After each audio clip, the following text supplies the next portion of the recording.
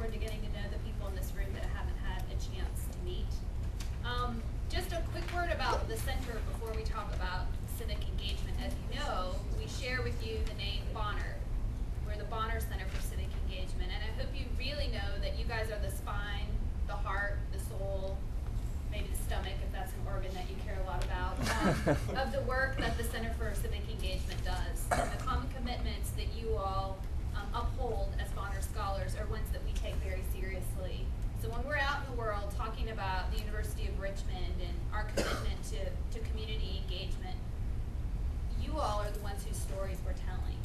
It's your work at Refugee and Immigration Services and the research projects that you're doing and the summer internships that you're doing and the initiative that you're taking through your internships in the summer and through the work that you do week by week by week here in the Richmond community that have a huge impact on the message that we're telling the world about our university and that we care, but also it has a huge impact on the community in which we live. So I really salute all of you. I know it's a lot of time, right? And you're really feeling it this time of year with midterms and everything else. But what I want to do tonight is talk a little bit about civic engagement, and I hope, if nothing else, that you'll leave with a small dose of understanding about how important the work that you're doing is, and that it really can be transformational. And that's what I want to charge you guys to think about tonight. So, first and foremost, what do we mean by civic engagement? And we have a whole center named that, and it's a common commitment for your program, but what do you think it is? What's civic engagement to you all? Just throw some things out. There's no grading. This is not a class. This is a free and safe space. So, what do you think, please? Involving oneself in the community. Okay, involving yourself in the community. What kind of involvement? What kind of form does that take? Any way that may help others or just influence others. Okay, so that could be service work, right? Volunteer work. Influencing others could be advocacy work, right? Maybe getting involved and trying to push an agenda issue forward. Could be voting, right? Get involved in a community, pay attention to the politics. Okay, so you just helped unravel a paper, getting to know people, right? Who live in the community. Great, what else? What else might civic engagement mean? Or does it mean to you all? Anything else? Please, Kelly. Connecting and considering issues on your local, regional, statewide, national level, and kind of seeing trends and thinking about how certain things may affect your community directly. And I also think that civic engagement could mean kind of like thinking globally, acting locally, all that kind of stuff as well. Okay, so we're back to this idea of thinking about context and understanding. And so you think about your own community locally and then how that same issue, say homelessness, right, plays out in Richmond, plays out in the United States, plays out elsewhere in the world, and just start to connect those pieces and those dots. And so I would say what you're really talking about is sort of educating ourselves, right, about a problem and doing some analysis and not assuming that we know and understand, right, but to keep, just because we're doing some service work, but to keep striving to understand more and more and more and go deeper and deeper about a problem, right?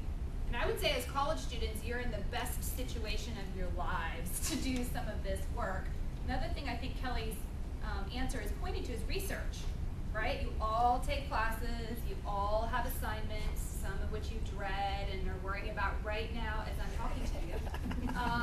But there is an opportunity, whether it's inside or outside the classroom, to do research on social problems that can impact the community. So a couple of tools then of civic engagement that we've mapped out, because I think it's really easy for us to just really focus on one, which is involvement in the community, which is a great tool of civic engagement. But I want us to think about there's a whole variety of tools in the toolkit. And what the Bonner Scholars Program does for you guys is it gives you a chance to think about the range of tools for civic engagement and to pick up different ones at different times if you choose to. So service, volunteerism, getting out there, making connections, right? Being next to and with and learning from folks in the community at the sites that you're working at. Service, volunteerism. Understanding and paying attention to the community in which you live. How many of you are from Richmond? Okay, not very many folks.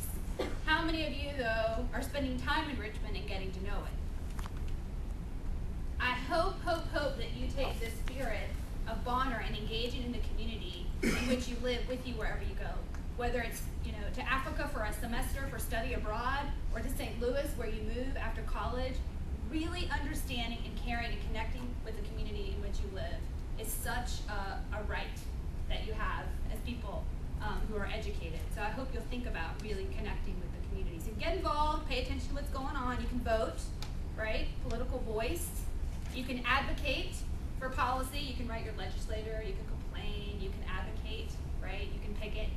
You can sit in, right? And you can do research, because I actually think research matters. If we don't really understand the core and scope and structure of a problem, we're not going to be able to solve it. So you got a lot of tools. Which ones are you most comfortable using?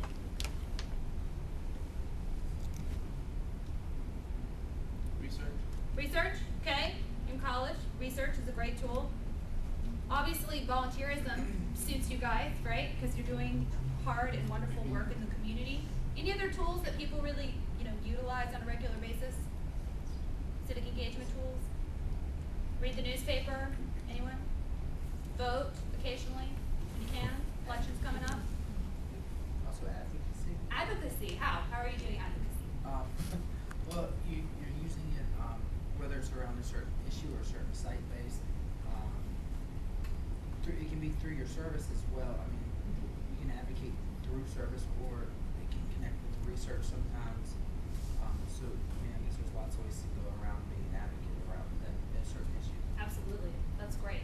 So we got this baseline, right? We understand there are these different tools, and I think what might happen, I would guess, maybe for Bonners, is you're in it. You're doing this work, right? You're doing advocacy, you're doing service, you're doing research, you're making these connections, you're exploring, you're becoming experts. You're doing all these amazing things with civic engagement. And I want us to think together about how we can take civic engagement to the next level. Because you guys are the leaders on campus. You're the 100 gifted and talented and amazing, energetic students who are pushing on the front end for social change, right? You're the leaders of social change at this university. That's exciting. It's really exciting. It's also a big responsibility, right? And I would imagine, in my time at least, and I wonder if this is true for you, and I hope you'll tell me, is the world's problems are really big. They're really big. You can pick up a newspaper any day and see HIV/AIDS. We do not have it under control. There are people starving in our country and in others. There are people dying for no good reason. There are women who are dying in childbirth, 1 in 5 in countries in this world. There's domestic violence, right? There's homelessness. There's people who can't afford homes. The poverty rate is growing. And we could go on and on and on and on and on. The world is awry. The social problems are enormous. The pain and suffering of people in this world is huge. What can I, one person, what can I, a college student, do? Right? When we're confronted with these realities, whether it's being at a site and really understanding the complexity of the social problem that an organization is trying to deal with, or hearing the pain that one individual is telling you about, it starts to feel really hard and really, really complicated to think about actually affecting any kind of change. And what I've seen time and time again in the classroom is people's light bulb goes on about how hard and difficult this world is and how intractable these problems are: poverty, homelessness, abuse, etc., etc., etc. And they do this. And they walk away.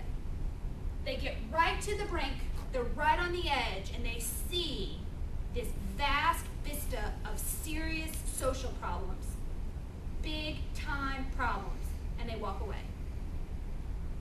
And I totally understand, because it is hard work, and it doesn't happen in 5 seconds, and it doesn't maybe even happen in 5 years, and it might not happen in 5 of my lifetimes. Some of these problems, we're not going to solve poverty in my lifetime. That is a huge disappointment for me, but that doesn't mean we get to turn our backs on the problems. So that's why